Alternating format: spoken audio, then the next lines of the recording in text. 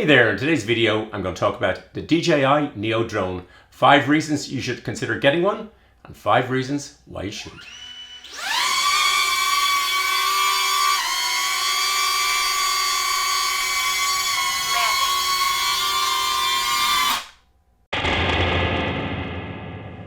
In this video you will see some of this, some of this, some of this, and yes, some of this.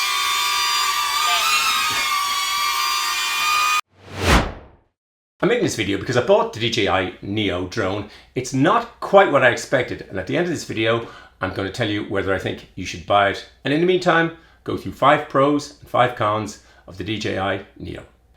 This footage is filmed on the DJI Neo. I haven't processed it or color graded it in any way. It's straight out of the drone, straight into this video. The first advantage of the DJI Mini Pro is its weight and size. It's 128mm by 155mm by 49mm.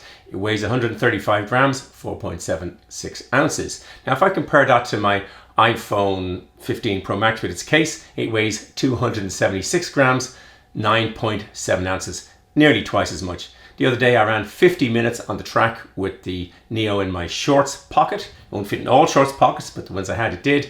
And then I ran 15 kilometers wearing it in a running jacket and I didn't notice it once. Try doing that with a DJI Mini Pro 4.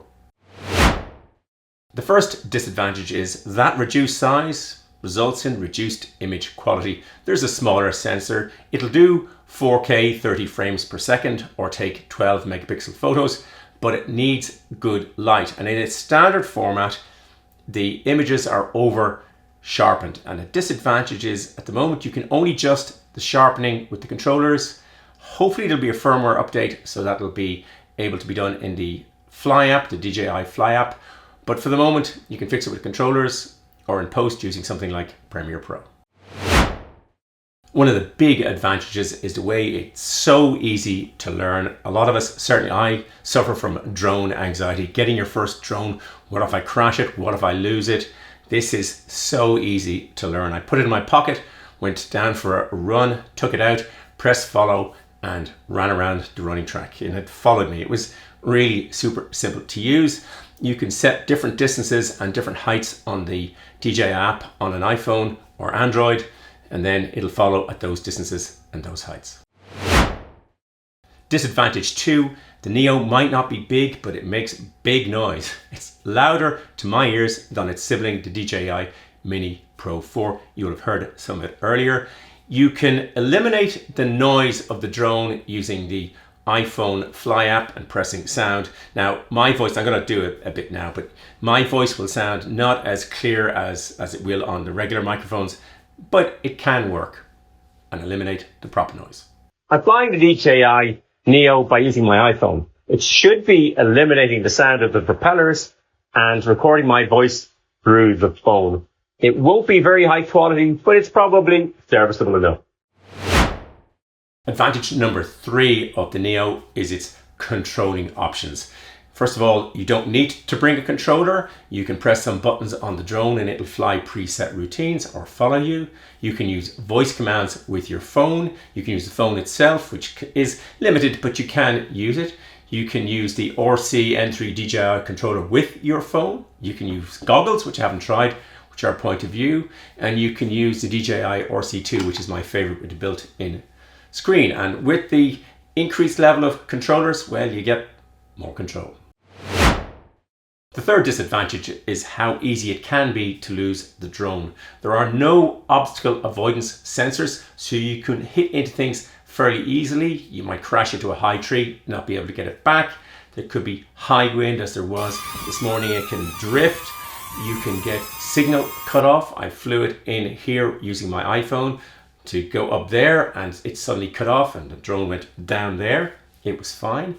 If you're using just without the controller, the return to home, you don't have a return to home, and that can be a difficulty. Earlier today on the beach, it was way up in the sky and I was thinking, how do I get it down to the palm of my hand? It didn't seem to be coming down.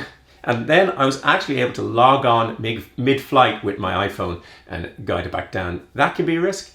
I'm also not so sure that somebody running along or cycling along who sees your drone hovering couldn't just grab it and go. So yeah, that can be a disadvantage. Advantage 4 is the cost, which certainly balances out the risk. This is super cheap for a drone. It's €199, $199 US, £169 sterling, and 299 Australian dollars. Now, I know most people will buy them in a package. I paid $381 to get 2 batteries, a controller, and some props. But if you lose the drone, it's only the drone you're going to need to replace. I don't even have the €199 cost. And also there is insurance packages, which I bought from DJI. As I said, mine fell 8 feet from here. It's fine. I crashed it a couple of times into simple things. Not really, but it is durable. And even in the USA, where DJI has some upcoming issues, they possibly may be banned. But even then, if you bought one, it's not an expensive thing to have written off. The fourth disadvantage, but one to be aware of, is licensing. A lot of drones, certainly in Europe and here in Ireland, don't need registration if they're below 250 grams in weight. And DJI went to a lot of trouble with the Mini Pro 4 to make it 249 grams. But in Ireland, at least, if your drone has a camera, then it must be registered. You have to pay an annual license. You have to do a test, which I did the other day. It's fairly straightforward, 40 questions. I think it's €40 a year, maybe it's €30 a year, but you will require a license, and that could apply in other territories. The fifth advantage are the use case options. Because the drone is so lightweight and relatively inexpensive, you can do things and be riskier about certain things. You can be a lot less worried about crashing. I've done it searching various parts of the house above areas that I can't get into without using a ladder. I can go look at the gutters in the outside. I can fly through narrow gaps. And when I'm out on the beach and I want to do something, typically I would bring a tripod, but now I can hover the drone and run up and down. And because the props are shrouded, there's very little risk of injury, even if I flew it into my head, which I don't plan to do. The fifth disadvantage is the memory. There's 22 gigabytes of internal memory only, and it would be nice to be able to slot in an SD card. I know that'll add to cost, etc. But it would be nice, because otherwise you've got to go out, fly the drone, come back, download the footage before you can go out again, rather than simply swap a card. Not a deal breaker for me, but it would be nice. Should you buy the DJI Neo? It really comes down to use case and expectation management. There are lots of use cases for which I would use this Neo over its more expensive siblings. And certainly my expectations would be lower in terms of certain visual quality, but there's sometimes when only this will get the shot. There's an old adage in photography: what's the best camera in the world? The camera you have. In this case, the DJI Neo. I hope you enjoyed the video and found it useful. If you did, it would be great if you'd hit the like button. As always, there'll be lots of stuff in the descriptions below, and I'll happily answer any questions you put into the comments. There'll be a big blue subscribe button popping up there, and some red videos there. Thanks for watching. Until the next video, just keep flying along.